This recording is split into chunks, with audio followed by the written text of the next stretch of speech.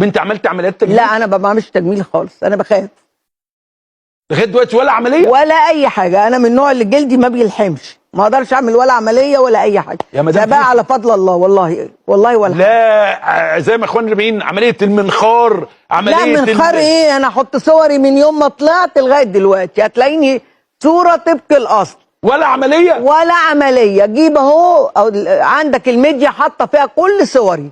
طلع من وانا طفله وانا عامله انا بدايتي في الرساله مع انتوني كوين وإيرين بابار. بالظبط. كنت عامله دور ايه؟ البنت اللي بتضرب السهم في راسها، اللي كانت سهم مدور اللي بلال بيضرب الرسم. انا اول مره اعرف البنت اللي بتلف كده اللي بتلف دي. انت اشتغلت في الرساله؟ طبعا مع مصطفى العقاد الله يرحمه. طبعا. ده انت عامله فيديو بتقول الناس مش عامله عمليه تجميل. لا مش عامله، لا مش عامله. اتحدى حد، خلي حد يقول لي ان انا عامله ايه. ده انا واحده كاتبه لي بتقول لي انا عندي 20 سنه يا اختي اديني شويه من صحتك، ده انا عندي 20 سنه وبيسندوني يودوني الحمام. قلت لها انا اعمل لك سكوز بس لو كنت عيانه لا قدر الله، لكن لازم تبقى بصحه وعافيه. انت بتقر عليا؟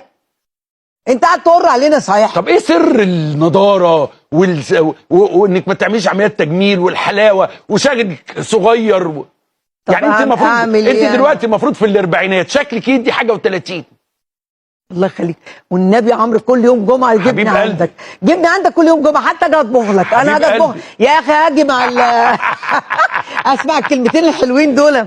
ايوه كده اهو كده. هو محمد بيه مش لا يعني بيقول بس محمد بيه مش لا مش ولا الشيشه معاه على طول مش معبر زيك معبر زي